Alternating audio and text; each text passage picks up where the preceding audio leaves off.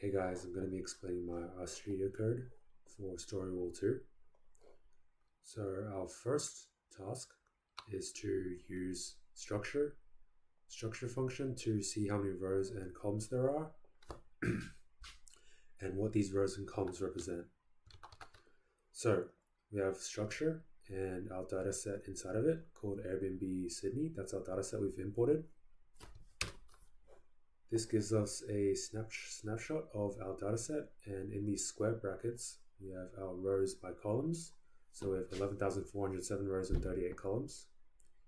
Each line output by the structure is a column of the dataset. So all of these columns of the dataset you can see that they are characteristics of the properties, which means that each row of the dataset are individual properties. So next, we need to create a numeric vector that contains all the values of the variable price. So to do this, we're going to use the extraction operator, the $sign, and we're going to assign it to price.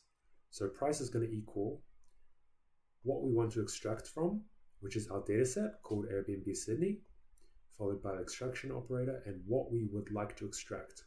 We would like to extract price.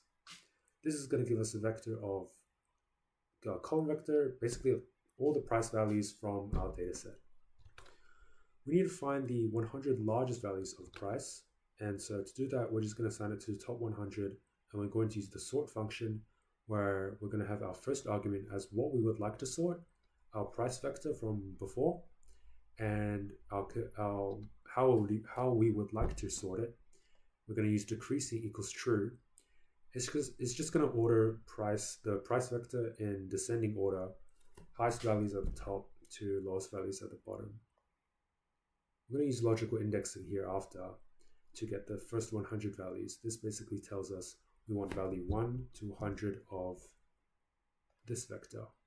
So altogether, it's going to give us the top 100 values, top 100 highest values of price. As you can see, it's given here. Next, we need to use the function histogram to create a histogram of price and log price. You don't need all these arguments. You can just use price, which is just what you would like to turn into a histogram. However, if you want a certain number of breaks, let's say 50, you can set breaks equal to 50.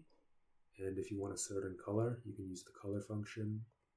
I use pink for my price histogram and red for my log price histogram with 100 breaks.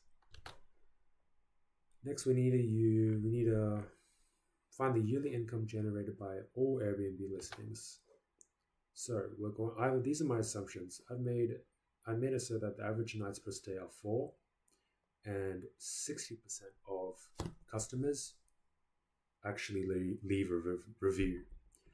So we're going to find the yearly income per listing, which is going to be the number of reviews extracted from our dataset times the correction factor, 1.1 over 0.6. That's going to be 1.6 recurring, times by the average nights per stay. That's going to be how many nights are booked, and then times by the price per night.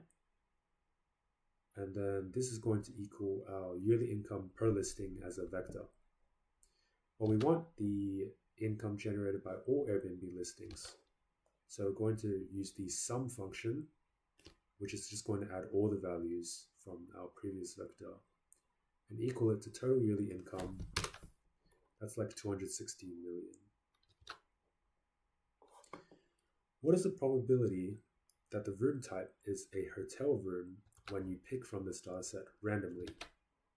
So we just need to first look at all the different types of rooms. Well, you don't need to, but you need to find what the proportion of hotel rooms in your data set. We're going to extract that from our data set and use the table function just to see it nicely. You can calculate the probability of getting a hotel room from here, but if you use the proportionate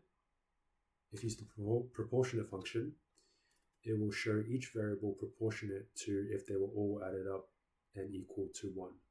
So all of these values equal to 1, and you can see that the percentage chance of getting a hotel room is 0.6%. We then need to find the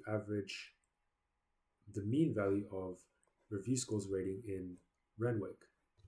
So we're going to have Renwick ratings equal to the review score taken out from our dataset, and our condition, our index. We're going to have our neighborhood equal to Renwick, neighborhood taken out of Airbnb Sydney equal to Renwick. It's in quotation marks here because it's a string in our dataset. And so this is our condition. This is going to give us a vector of true and falses. And when they're lined up element by element to this vector, all the trues are going to give relevance to their corresponding values, their corresponding ratings, and all the falses are just going to make the values irrelevant. So we need to find the mean value, so we're just going to use the mean function on this vector, which is the ratings, the relevant ratings. And this na.rm equals true is just so that we can ignore all the na values in our vector, otherwise it will just spit out na again, and that gives us like 4.74. Thanks.